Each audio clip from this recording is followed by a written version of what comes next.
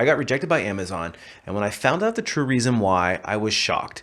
Let me explain more. Hey everybody, it's Brian from A Life After Layoff, and today I want to share with you my experience interviewing with Amazon because I think it's really relevant for a lot of people who are going through difficult interview processes, and it underlines the importance of keeping your cool even in the face of adversity. But before we get into that story, if you're interested in learning how to take control and act like the CEO of your career, make sure you sign up for my free weekly newsletter. And in it, I share concise and actionable tips that allow you to start approaching your career with a higher degree of strategy. So if that sounds like something that's interesting to you, head over to my website and sign up for today. So a little bit of story time here. Back in late 2019, early 2020, my family was in the process of relocating from the Chicagoland area down to the Nashville area. And at the time, I was working for a company in a recruiting position where I was mostly remote. It was kind of a hybrid. Occasionally I would go into the office. I had a really long commute. I would go back and forth. My family decided that we were wanting to have a change of pace. So we decided to leave the north and head more towards the south. So we packed up the U-Haul, drove it all the way down to Nashville, and I got there on a Saturday. So pulled in, we were unloading the truck, and come Monday morning, I was gonna go take the U-Haul back to the U-Haul place and then get started with my first day of work. But come Monday morning, I get this strange email from the CHRO who wants to have a meeting with me. And long story short, I ended up getting laid off. It was very unexpected. I did not see it coming at all. And it was very shocking and basically put me in a tailspin, and that was the genesis of me creating this Life After Layoff channel, the website, etc. If you're interested in learning more about the backstory of how I started, kind of how the layoff went down and all that stuff, I actually made a video on my main page. You can see it. If you click onto my main page, you'll be able to, it's the kind of the header of the video, and you can check that out. But nonetheless, I had gotten laid off, and I was not expecting, obviously, to get laid off, and didn't have a resume up to date. In fact, I had a really old resume, and I didn't know the market at all as far as Nashville. I didn't know who the major players were. I had never done any research because I figured I would just work remote. And I felt like I was really starting from behind the eight ball. And I come to find out pretty quickly that most employers in the Nashville area at that time were paying significantly lower than the big city up north. At that time, it was during the pandemic, and everybody was basically nobody was hiring. There was no job postings. The job postings that they did have were very low quality employers. And, you know, I'm freaking out trying to figure out what I'm going to do. And so I update a resume. I've got a whole story about that, I'll save for another video. But I update my resume. I start applying job after job, and I'm not really getting any traction. But as I was doing my research into the market, I discovered that there were a few what I would call alpha employers. Like Nissan was one. There was a few retailers that have a pretty big presence here, a headquarters here. There's a pretty major hospital chain that's based here. So there was a few target employers, but the big boy, the big daddy of them all was Amazon, who had just moved in. They were building their, I guess it was an Eastern headquarters in Nashville. They were building these two big buildings. It was kind of this big deal. They were bringing in tons of jobs, like thousands and thousands of jobs. So that was the one company that I really had my heart set on. I said, okay, that's the one that I want. One day I noticed that there was a job posting. And so I obviously got very excited because there wasn't a lot of jobs in the market at this point in time. So I put together the best resume that I could and ended up sending it over. And lo and behold, I ended up getting a phone call back. So obviously I was really excited about it.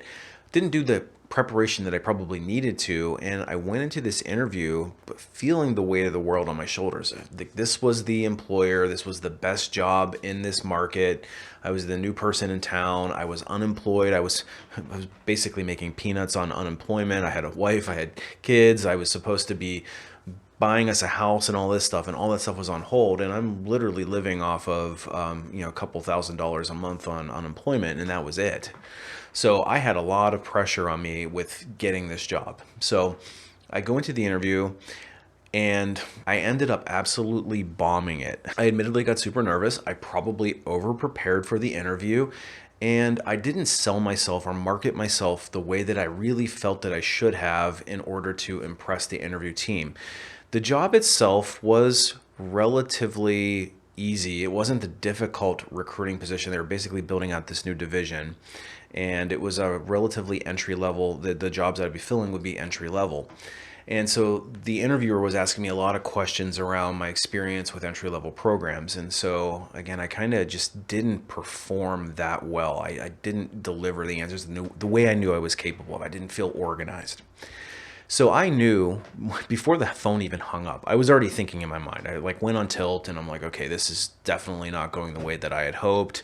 I can't believe I'm blowing it in real time here. And so when the rejection letter came a couple weeks later, it was really no surprise to me at all. And you heard that correct. Even I have gotten nervous in interviews and not performed my best. So about 2 months later, another job pops up at Amazon for a recruiter, but with a different team. But this time, I came in much better prepared. I had developed an interview system that would allow me to recall my interview answers much more easily, and I would avoid a lot of the nerves that I had built up in me and kind of gotten in front of me from the last interview. Long story short, I hit this one out of the park and I end up getting an offer. So flash forward about a month, I'm now an Amazon recruiter.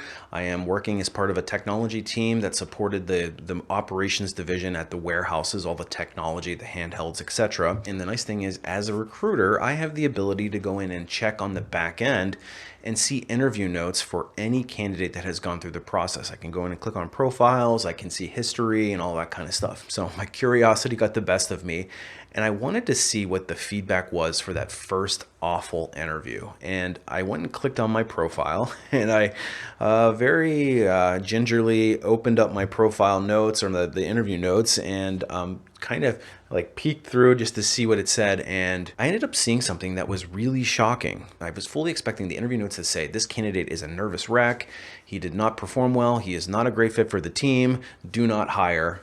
But instead, what I found was the interviewer had not even mentioned anything about the nerves, had not mentioned anything about how I had answered anything poorly.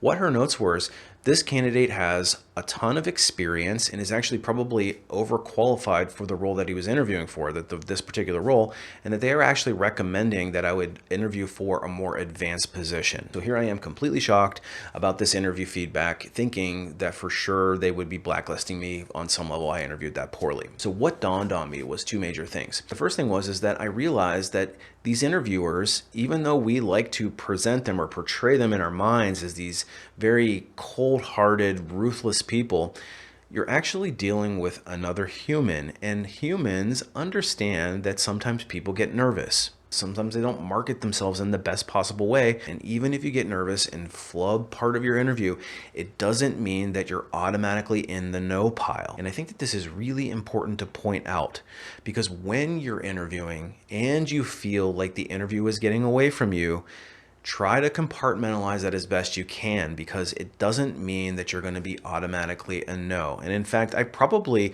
could have gotten a yes if I was a better fit from an experience perspective for that particular role. Even though my nerves had taken over, I wasn't necessarily eliminated because of that. And so that's the second major takeaway. Even when you feel like the interview might be getting away from you, try to compose yourself and keep on powering through. Don't give up midstream. If you feel like you've blown an interview question, try not to go on tilt. Try to compartmentalize it as best you can, because there is still the possibility that you can salvage the interview. So hopefully my experience is encouraging for those of you who suffer from interview anxiety in particular. Now, of course, we want to try to overcome our nerves and have an interview strategy walking in the door, because that's going to give us a higher likelihood of impressing the interviewer. And in fact, when I went in for the second interview, I was much more prepared. Nerves did not play a factor, and I felt extremely comfortable and was able to go through an entire panel of interviews and ended up with a job offer pretty easily. So preparation is going to be key, especially for those jobs that are really critical. You certainly don't want to wing this. And because the interview strategy was so effective, that's what was the catalyst for creating the Ultimate Job Seeker Bootcamp, which is a course that I developed that walks through the exact methodology that I followed in order to land Amazon. It breaks down each step along the way, and I share with you some of the techniques that I used in order to feel supremely confident in those interviews and deliver exactly what the recruiter or the hiring manager or the interview panel was looking for. And I also created a more consolidated course where I strip out everything else and just focus on the interviewing itself. It's called the 48-hour interview crash course. So if you're looking to learn how to ace your interview at each round, that's also another option for you to check out. Anyway, hopefully it's encouraging for you. Even people who've been doing recruiting for a long period of time can get nervous too. It does happen. I am just as human as everybody else. And I just want you to know that the interviewer that's sitting across the table from you has been in those situations before. It's not as scary as you like to think it might be. Just make sure you walk in prepared and with a good strategy, and you'll do just fine. Anyway, that's the end of my story. Appreciate you all watching, and we'll see you on the next one.